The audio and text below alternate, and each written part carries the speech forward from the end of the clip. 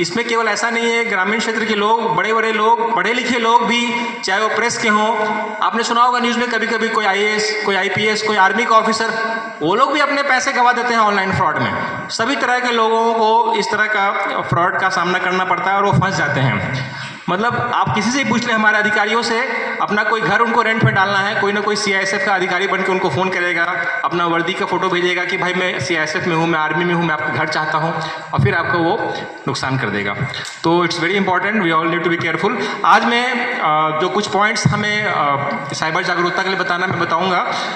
There are cyber crime क्या होता है, ऑल ऑफ यू नो।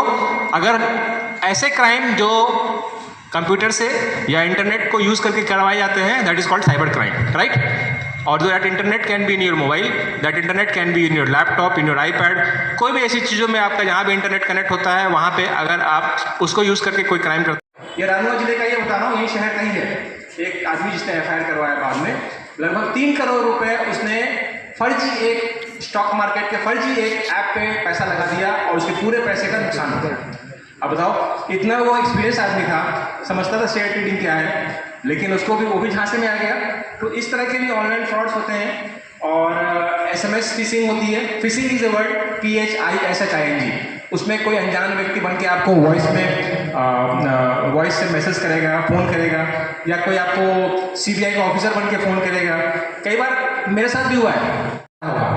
उन्होंने क्या किया, फिर उस पर लिंक क्लिक कर दिया, नया एक ऐप डाउनलोड कर लिया, उसमें उन्होंने पैसा लगाने लगा।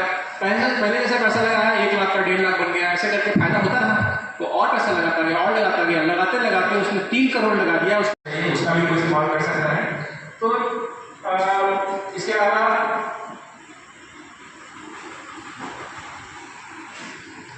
अगर मान लीजिए इस प्रकार का आपके साथ फ्रॉड हो जाता है, तब क्या करना है, किसी को पता है? मान लीजिए साइबर फ्रॉड हो जाता है, act which was made in 2000, उसका ही यूज करते हैं हम लोग। अब there are different types of cyber crime. एक होती है साइबर बुलिंग। साइबर बुलिंग क्या होती है, आपके वो सोशल प्रोफाइल से कोई फोटो निकाल लेंगे और फोटो निकाल के बोलेंगे मैं इसको पूरा वायरल कर दूंगा, नहीं तो आप इतने पैसे दो। बुली करते हैं, बुली वर्ड यूज नो, स्कूल्स में बुली करते हैं, कई बार सीनियर्स जूनियर्स को बुली करने की शिकायत आती है, that is bullying, this is cyber bullying. Then there is cyber stalking. कोई आपको फ्रेंडशिप के लिए जबरदस्ती रिक्वेस्ट डालता रहेगा, अननोन फंसा हुआ है और उसको क्लियर करने के लिए आपको पैसा देना पड़ेगा।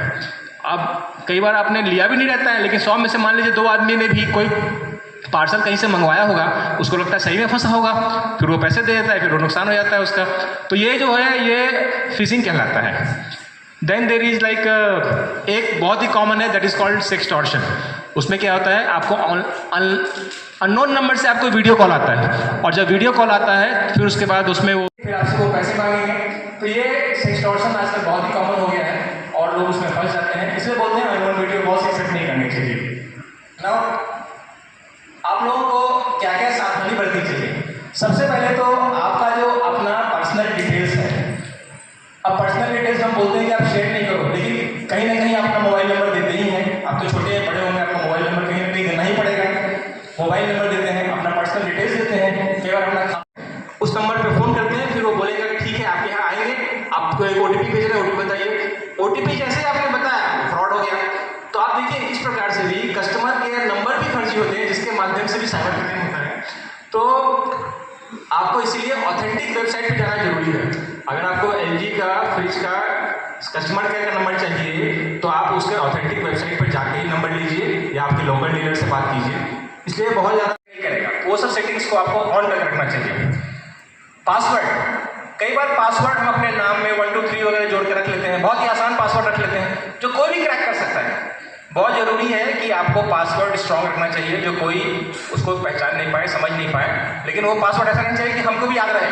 कई बार अपना रखा हुआ पासवर्ड ये भूल जाते हैं, है ना। तो वो पासवर्ड भी कहीं अच्छे से रखिए, लेकिन पासवर्ड स्ट्रॉन्ग रहना चाहिए ताकि कोई भी उसको पासवर्ड को क्रैक नहीं कर सके। फिर भी आप उसका फ्रेंडशिप रिक्वेस्ट एक्सेप्ट कर लेते हो, वो गलत है। आप वो आदमी कल को आपके फोटोज़, आपके डिटेल्स लेकर के आपके साथ धोखाधड़ी करवा सकता है, कर सकता है। तो इट्स वेरी इंपॉर्टेंट कि आपका जो निजी जानकारी है, तो सोशल मीडिया अकाउंट में जो ईमेल अकाउंट, आईडी, पासवर्ड किसी को नहीं बताएं और अपने पर्सनल फोटो, सेंसिटिव फोटो किसी के साथ शेयर नहीं करें, राइट। और सोशल मीडिया में प्राइवेसी सेटिंग्स भी होती है। हर फेसबुक पे, इंस्टाग्राम पे या और भी जैसे सोशल मीडिया प्रोफाइल्स है, सब पे प्राइवेसी सेटिंग्स होती है। उस प्राइवेसी सेटिंग्स का आप मैक्सिमम यूज़ करना चाहिए। और जैसे कि कोई आपके किसी फोटो को लेकर के उसको मॉर्फ करके, उसको चेंज करके फिर आपको भेजता है, बोलता है ये फोटो मैं सब जगह सर्कुलेट करवा दूंगा, आपके फोटो लेके आपके पेरेंट्स को भेजता है। तो ऐसी स्थिति में क्या करना चाहिए? वाला जो वेबसाइट आएगा मैं उसकी बात कर रहा हूँ। उस वेबसाइट पे भी आप अपने साथ हुए साइबर क्राइम को रिपोर्ट कर सकते हैं घर बैठे ही। इफ़ यू फील कि आपको पुलिस स्टेशन नहीं जाना है, पुलिस डिपार्टमेंट में नहीं जाना है, तो इट्स वेरी इंपॉर्टेंट कि आप ये साइबर क्राइम रिपोर्टिंग पोर्टल का मैक्सिमम यूज़ करें। इसके बाद एक पैम्पलेट भी हम लोग सर्कुलेट करने वाले हैं। क्या ये पैम्पलेट भी है? इसमें आपको एक नंबर दिया हुआ 1930। It's very easy to remember, 1930। You can call on 1930 और आपके साथ क्या हुआ है आप बता सकते हैं। खास करके जो ऑनलाइन फ्रॉड्स होते हैं उसमें इट्स वेरी इंपॉर्टेंट। जैसे मान लीजिए आपका पैसा आपके खाते से निकल गया तो किसी और खाते में गया होगा। जैसे आप 1930 पे कॉल करेंगे, अपना डिटेल बताएंगे ना, तो जो पैसा जहां पे रुका हुआ है वहीं पे होल्ड हो जाएगा वो, ठीक है, उसके आगे नहीं। अगर उसने एटीएम से विड्रॉ कर लिया है या मान लीजिए कहीं बिग बाजार में शॉपिंग कर लिया है, उसके बाद तो नहीं निकल सकता है वो, उसको अलग तरीके से निकालना पड़ेगा। लेकिन अगर बैंक में कहीं पे खाते में पैसा पड़ा हुआ है, उसको यूज़ नहीं किया है, तो आप 1930 पे कॉल करके अपने सारे डिटेल्स बताने के बाद वो पैसा आपका वहीं पर होल्ड हो जाएगा। फिर उसकी शिकायत आप हमारे पास थाने में करेंगे तो वो पैसा आपके खाते में वापस आ जाएगा। ये वेरी इंपॉर्टेंट है टू रिमेंबर दिस नंबर 1930। इसका मैक्सिमम यूज़ करना चाहिए और मैक्सिमम लोगों को बताना भी चाहिए। चले जाते हैं और उस डिटेल को लेके आपके साथ फ्रॉड करेंगे कि आपको बाइक चाहिए, इतने पैसे दे दो, आप भी दे देता है पैसा और उसके बाद मालूम पड़ता है कि बाइक भी नहीं मिली उसको। क्योंकि आजकल इतने लोग फ्रॉड करने लगे हैं कि वहाँ से भी डेटा निकाल लेते हैं। कोई डेटा थेफ्ट, तो डेटा थेफ्ट जाती है वहाँ से, कोई ना कोई उसको बेच देते हैं डेटा को, आपके डेटा को, आपके पर्सनल मोबाइल नंबर को, एड्रेस को, वो नाम को, सभी चीज़ों को लोग शेयर कर देते हैं, बैंक नंबर को, आधार कार्ड को। इसलिए it's very important to be aware. तो ऐसे कोई भी लिंक पे जब भी एसएमएस से कोई लिंक आता है, never click on that link. वो रहेगा कि आपको लोन चाहिए ताकि आप उसको भी कभी भी टैग कर सकें if anything happens to you और टू रिलेटिव्स, ठीक है। Of course children should never use social media sites, लेकिन जो बड़े बच्चे हैं या भर रहे हैं वो वेबसाइट इज ऑथेंटिक। ऐसा नहीं होना चाहिए कि कोई भी फेक वेबसाइट पे क्या होता है। जैसे कई बार मान लीजिए आपके घर का, मान लीजिए एलजी का फ्रिज है आपके पास और फ्रिज खराब हो गया, आपके पास कस्टमर केयर का नंबर नहीं है, and many of them which you find in that pamphlet. तो क्रिमिनल थोड़ा बड़ी कभी मान लीजिए फ्रॉड हो जाता है तो जिस खाते में पैसा गया है you should be able to tell the police जब भी पुलिस आपसे पूछती है। और हमारे जो सोशल मीडिया साइट्स है 5 अक्टूबर से लेकर के 19 अक्टूबर तक पीएचक्यू पुलिस मुख्यालय द्वारा एक निर्देश दिया गया है पूरे जिले में, पूरे प्रदेश में साइबर जागरूकता को लेकर अभियान चलाने के लिए साइबर पखवाड़ा मनवाया जा रहा है उसमें।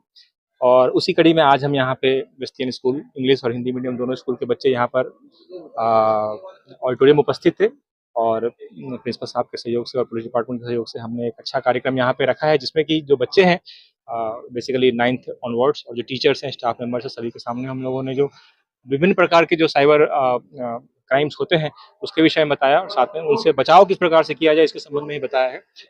निश्चित रूप से जितना हम जागरूक करें उतना ही अच्छा है पूरे समाज के लिए, क्योंकि लगातार साइबर क्राइम के तरीके बढ़ रहे हैं। साइबर क्राइम करने वाले क्रिमिनल्स के जो गिरोह बहुत सारे हैं वो अलग अलग प्रदेश में हैं, वो बढ़ रहे हैं और जागरूकता ही बचाव है बोलते हैं, तो इसलिए अवेयरनेस इज वेरी इंपॉर्टेंट।